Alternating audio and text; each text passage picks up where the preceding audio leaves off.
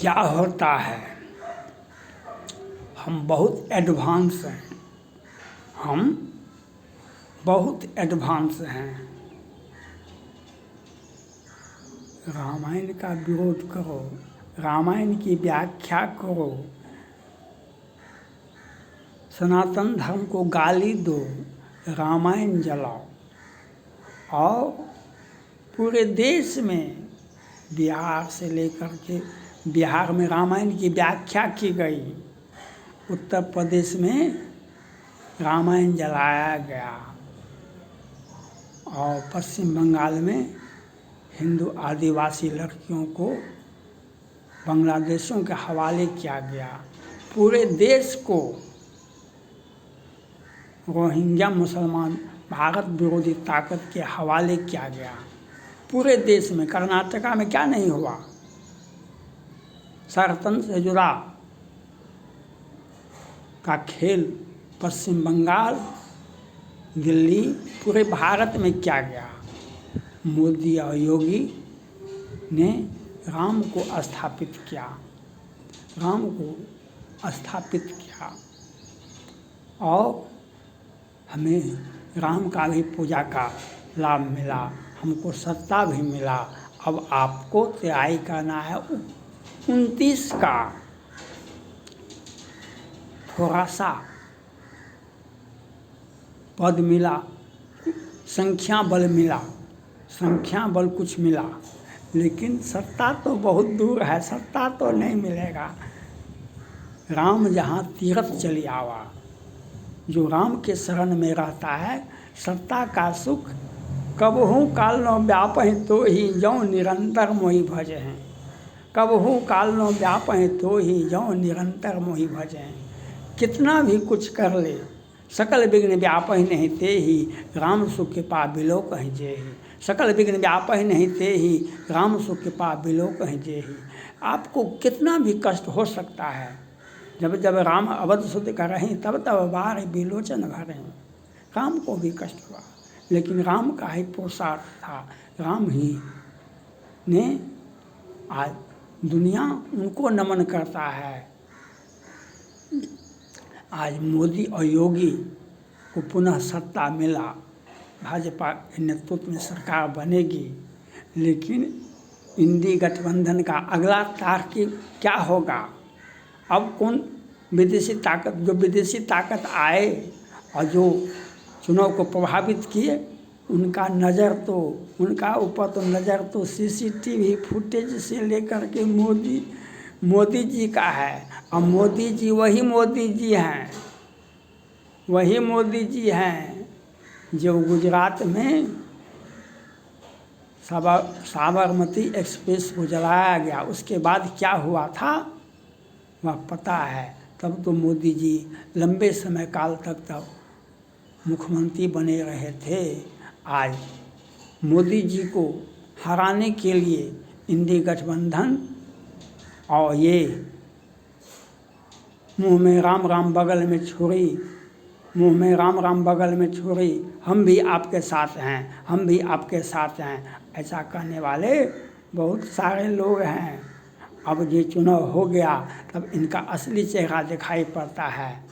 इनका भाजपा के बड़े बड़े नेताओं को हराया गया।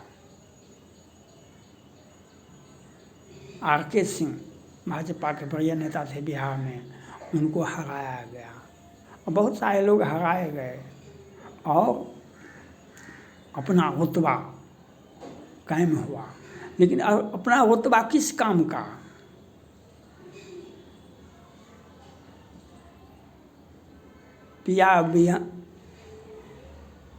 पिया मोर आन्हर केकरा पकड़ब हम सिंगार, पिया मोर आन्हर केकरा पकड़ब हम सिंगार, वही बात हो गया।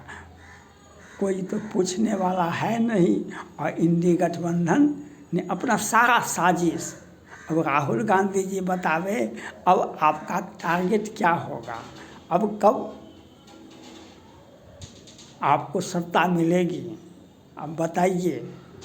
और अभी तो 24 में ये हस हुआ और 29 में क्या होगा। अब तो मोदी जी अस्थाई हो गए, मोदी जी अस्थाई हो गए, भाजपा अस्थाई हो गई और योगी अस्थाई हो गए। राम को स्थापित करके राम का भी पूजा करेंगे। सत्ता की चाबी भी मोदी के पास नहीं रहेगा।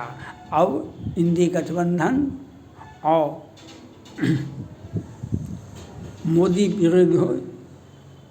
विरोधी प्रेम जो दिखावा करते थे, उन लोगों का हर्ष क्या होगा ये तो खुदा जाने, ये तो खुदा जाने क्या होगा। केजरीवाल जी का हर्ष क्या हुआ, केजरीवाल जी का हर्ष क्या हुआ। अब ममता बनर्जी का क्या हर्ष होगा। और नितिन गडकरी जी, अब बिहार सरकार क्या 1000 पुलवा को खा गए। और नितिन गडकरी जी का बयान नहीं आ रहा है। वे कहते थे नितिन गडकरी जी, अमेरिकन या rich, America are rich but road are not rich, American are rich but road are not rich. अब कहाँ बताएंगे, अब कितना पुलवा का घोटाला का जांच होगा नितिन गडकरी जी, अब तो बताना पड़ेगा।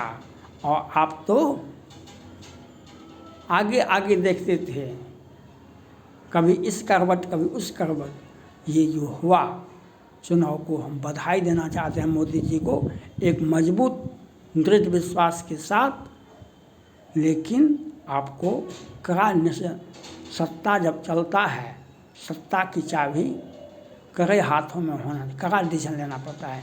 देश विरोधी ताकत किस प्रकार से आपको नोटिस दे रहा था, मणिपुर से लेकर के, मणिपुर में जो हिंसा का तांडव हुआ, वह संदेश कर्नाटका, महाराष्ट्र,